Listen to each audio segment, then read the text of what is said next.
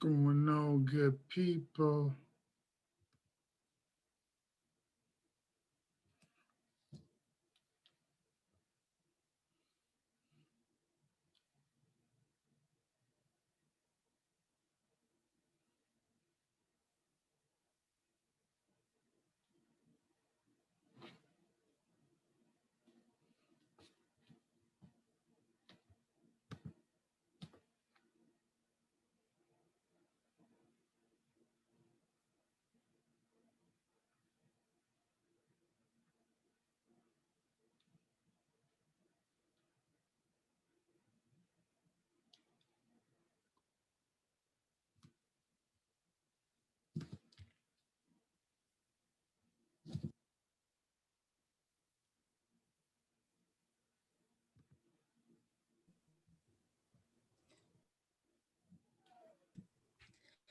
Hello, hello.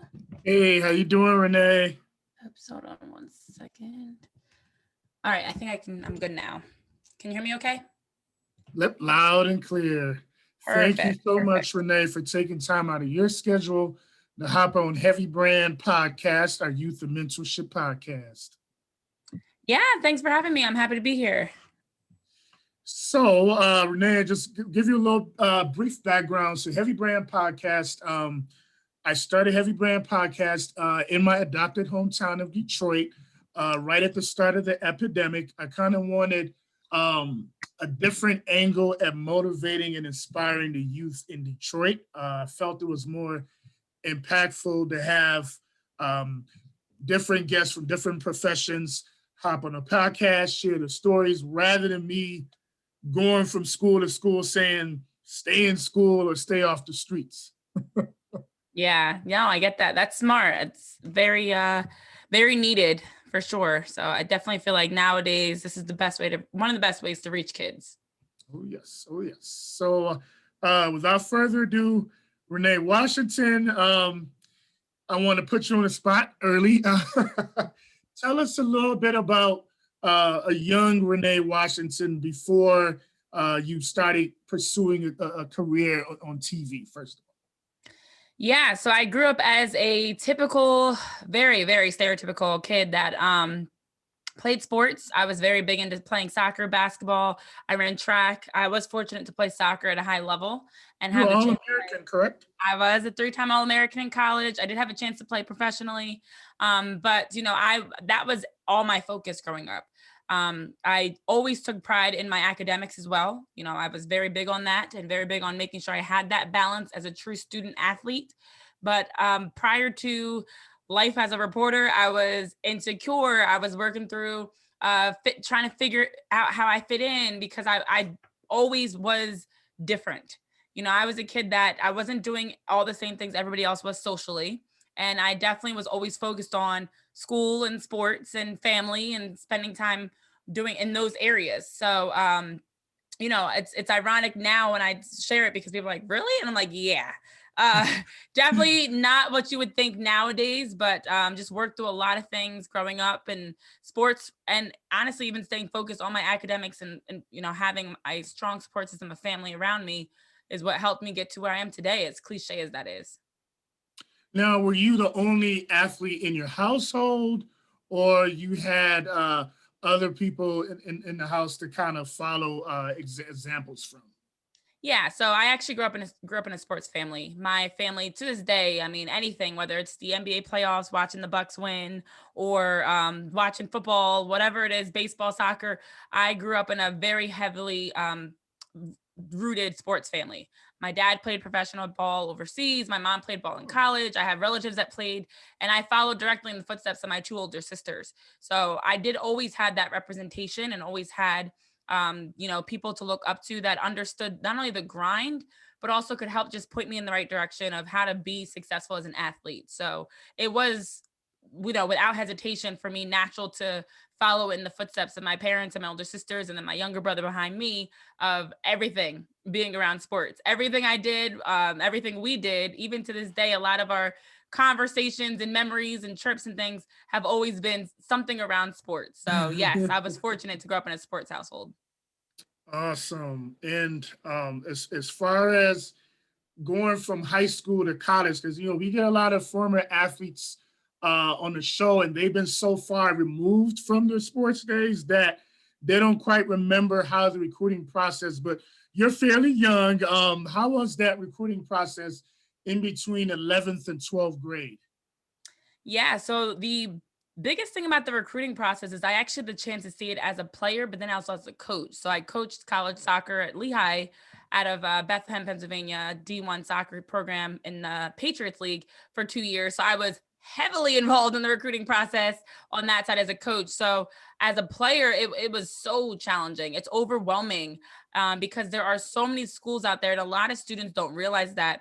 And I've even been involved. I just finished coaching youth soccer after many years being involved in the game, and even helping on that end with my players that I was working with to help them understand that the recruiting process is about finding what fits you.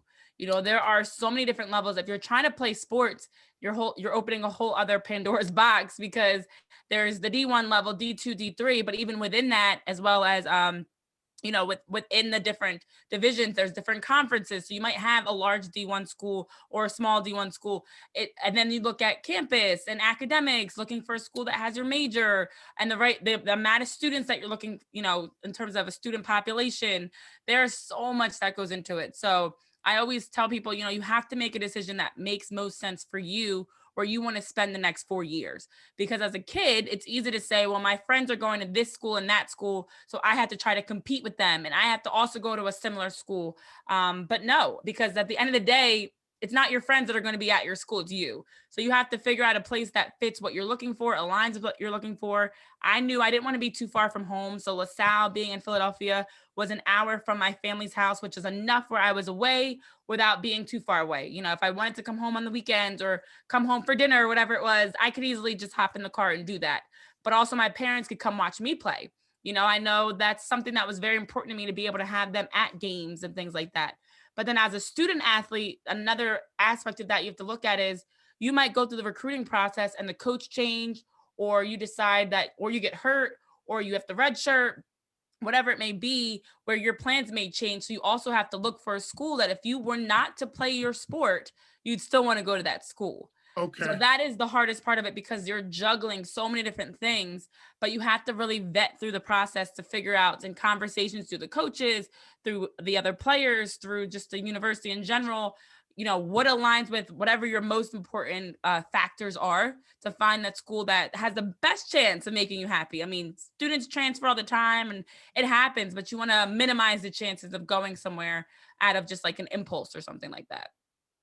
Excellent. And that last bit of information, that was something new that I actually hadn't heard previously, even with some coaches on the show, picking a school not just for the sports, but if sports was to be somehow taken away, God forbid, would you still enjoy being on that campus?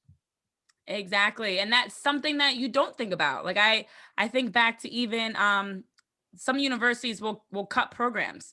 Maybe they can't afford the program, or like I said, I know a number of people. In fact, my older sisters, both of them had this happen, where the head coach that was recruiting them was not the head coach when they were there. So sometimes you may quit the team, you may decide that it's not for you, but you want to make sure that you still like the school at the end of the day. And that also just makes your athletics experience better, because now when you're not on the soccer field, the basketball court, football field, whatever sport you're playing, you still enjoy the school, you're still enjoying the campus and everything else about it. So to have that balance, you do need to have a school that fits academically, but also on the sports side. Excellent pieces of straightforward information, nothing sugar coated. Definitely appreciate that, Renee. How did you make the transition from being a student athlete to, pretty much, getting on the TV screen and switching gears to the other side? Yeah, honestly, being a student athlete has prepared me for so much. And I think that's something I always try to remind. Like anytime I had a conversation with a young player who was unsure if they want to play sports in general, I would say just do it, because you know what? You have, first of all, it's a great experience. I have so many great memories that I can look back on from playing, but also it just taught me a lot about the professional world, because it's not easy. It's very competitive, especially as a sports reporter. It's very cutthroat and competitive. You have to be able to be intrinsically motivated. So just like how as an athlete, if you want to get better at shooting, or for soccer, your first touch or your endurance, you have to go work at it. Whatever those areas are that you feel like you're struggling in, you have to work at that. It's the same thing in the professional world. If you feel like you're not doing well with something, you can't just sit back and expect it to happen. You have to be willing to put in the extra reps and extra work to get better at it. So even, those different aspects of like the work ethic, being able to be independent. I'm someone I like to think I'm pretty quick on my feet with adjusting and pivoting. It's just like in a game. If you're down late in the game, what are you going to do? How are you going to respond? How are you going to help your team, make that comeback? Same thing in the professional world. If something goes wrong or something's not going your way, how are you going to pivot and adjust to be successful, to win in this case, in the professional world? So I think it just teaches you a lot about those characteristics and qualities, aside from the actual skills that you need to have the right mentality, focus, and drive to really be successful and to keep going. Thank you, Nate. Now, in the instances for, some of our young ladies that are pretty much college freshmen, let's say they want to get into whether it's a sports reporter, just sports journalism behind the scenes, but they might have body image issues, or they might have some form of anxiety. What kind of tips would you give those young ladies? Well, the first thing is, you really are beautiful the way that you are. I even had to understand that, because growing up, I was always, the lanky, tall kid that was very skinny. Didn't have curves. I wasn't someone that was the what I thought I should be, anyways. I always thought my hair is too coarse and it's not long enough, and my body's not curvy enough, and I don't have this and I don't have that. So I think part of it, and this is not just if you want to work as a sports reporter, but in any growth, is having to understand that we are the way that we are. And something that someone told me that really sunk in was, some of the same things that we take for granted, someone else is praying for.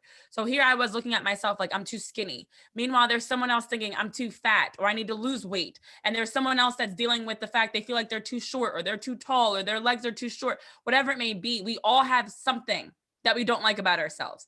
But you have to learn that that's normal. We're not perfect, whether it's how we look, how we act, how we, talk, whatever it may be. So, it's understanding that you are beautiful because of who you are, and how you look. That's what makes you unique. That's what makes you special, So I had to even understand that growing up, and it took a while to get to that point. So when you are in any role, especially a role like being a sports reporter, you have to have thick skin, because people are immediately questioning you and they're judging you based on how you look. Unfortunately, as a female, you see a lot of men in the industry. Men get a pass. They're allowed to be older. They're allowed to have a scruffier look. They're allowed to have different weight, whatever it may be. Whereas women tend to be more attractive. So it's a very shallow industry, but you know what? It's a great time to get into it because it's changing.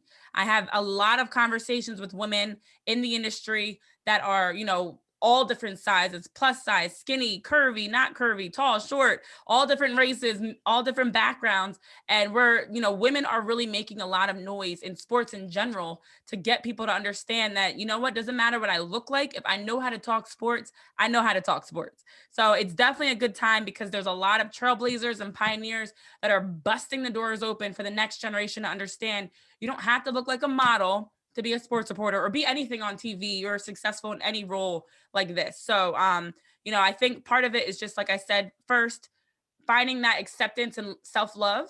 And then from there, understanding that however you look, you own it, you work it, be a boss, be a queen, be a king, whatever it is.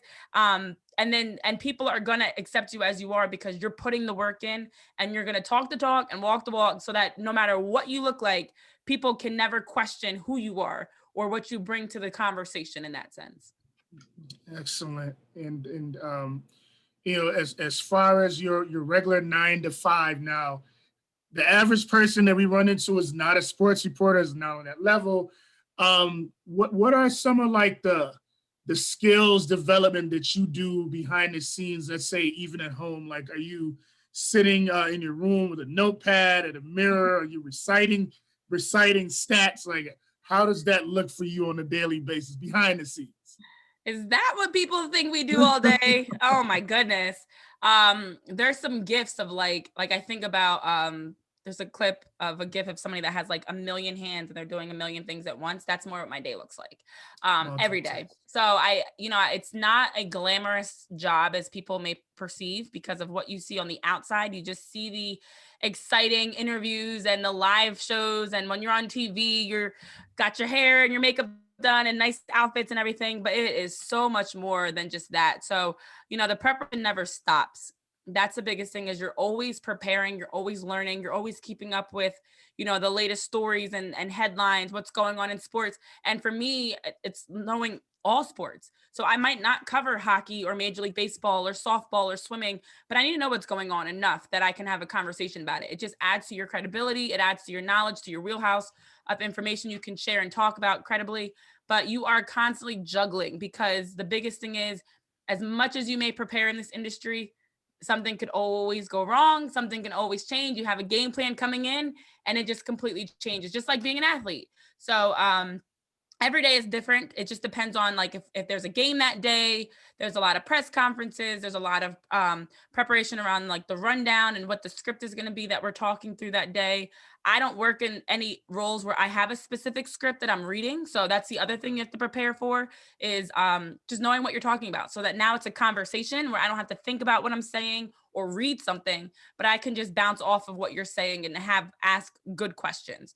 So it is just a lot of research, and it never stops, of just always being on, of always being ready to go. So no, I'm not just sitting with a notepad, but definitely even things like reading articles. I watch a lot of ESPN, Fox Sports, NBC, CBS.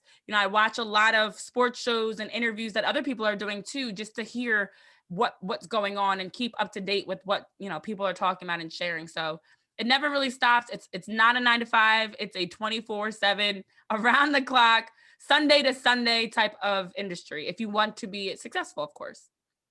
Gotcha. And as far as some of the shows and also some of the professionals, whether it's Four Letter Network or FSN1, are there any specific shows that you like, or any certain individuals that you like to listen to? Yeah, so I definitely, for me, it varies, because I do feel like a lot of times it depends on what's going on at the time. But I am a big fan of a lot of women in sports. So there's people like Monica McNutt, Joy Taylor, Maria Taylor. I am a fan of Stephen A. Smith, and not as much Skip, but I'm a fan of Shannon Sharp. Definitely even looking at like Sports Center type shows. And again, it varies. I don't have a specific network that I go to, because Okay. everybody, I feel like, touches on some of the same things, but I like the different angles that they bring. So yeah, it's a wide variety. I just try to keep up with what as many people are talking about as possible, that I can each day, to get that information. Do you have anything on your bucket list as far as a sports event that you want to be involved with? Yes, definitely. Definitely. There's a long list. I haven't even tapped into fully all that I'd like to get into. I mean, the Olympics are here. I'd love to be a part of the Olympics, in a bigger presence. I'd love to be a part of like an NBA or NBA championship, NFL, Super Bowl, WNBA, any sort of championship is always exciting to be able to cover that and be a part of it. All-star events. So being a part of a league's all-star weekend events. So there's definitely like my own little Mount Rushmore type of events in that sense that I'd like to tackle and be able to say that I've, been a part of. Awesome. Where do you see yourself as far as 5 years from now? Because with each guest, we still like to kind of get the youth to model after our guests as far as like planning ahead, continuing to push themselves forward. Where do you see yourself as far as a future outlook 5 years out? Yeah. So the crazy thing is, I am just hitting, what is it, July of 2021. So I am just hitting the official 5-year mark since I started full Oh, time in the industry. So I'm still in the first 5 years. So it's scary to think about where the next 5 years will be, because I know I set out to get into TV, get into professional sports. A lot of boxes have been checked already. So now the goal is to continue to grow. I'd love to be consistently within a network or a professional league, in a role that allows me to be able to create content consistently and cover games live, whether it's on the sideline or on a show. So hopefully within the next 5 years, by 2026, wow, that's crazy to think about. That professionally, I'm sitting on a major network having conversations around game analysis and the stories and things like that. So that is the next goal.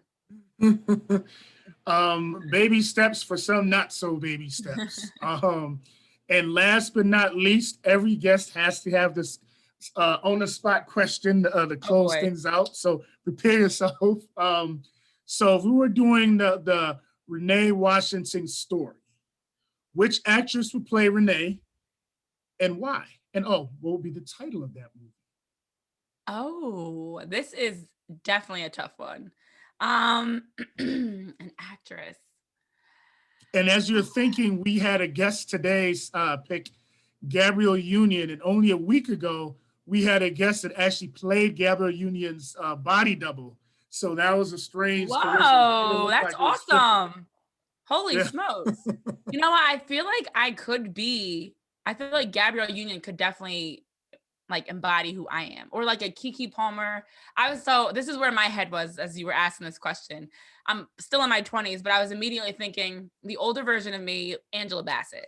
But I'm not even there yet. And obviously that's not going to number wise make sense because I'm significantly younger than her. But if I could, in a perfect world, she'd play me in like 20, She's a 30 hell years. of an actress. She's an incredible actress. So Yeah. yes, she's aging in reverse. So she probably can play me. Yeah. Younger me, I would love to have, Gabrielle Union's a good one. I don't want to steal that because Keke Palmer was another one I was actually thinking of. That's a really good question. And then the movie itself, I feel like could be, I had this concept. So something that I've always been told growing up, because I always have these lofty dreams and I'm very, very driven. And yeah, I've always been called a flower child. So I think it would be something along those lines, like Through the Eyes of a Flower Child. Oh, that's actually a pretty good title. Through the Eyes of a Flower Child. I kind of like that actually.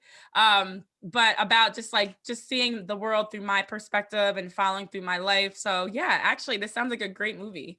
Through the Eyes of a Flower Child, the story of Renee Washington, starring Gabrielle Union / Keke Palmer / Angela Bassett. And I'll be a random extra in the backgrounds. Exactly. Maybe we'll have a scene from this interview that'll be like, this was a moment of clarity as I was like thinking through the next 5 years. Voila.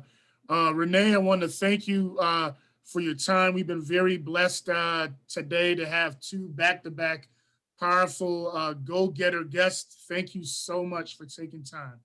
Thank you so much. I appreciate what you're doing. And I'm so thankful that you reached out to have me on and that you were flexible enough to work around my chaotic schedule so we can make this happen. But continue all the great work that you're doing. It's honestly a relief and very motivational to see that people like yourself are out killing it, doing great things, creating some awesome content. So thank you. Appreciate it and continue blessings.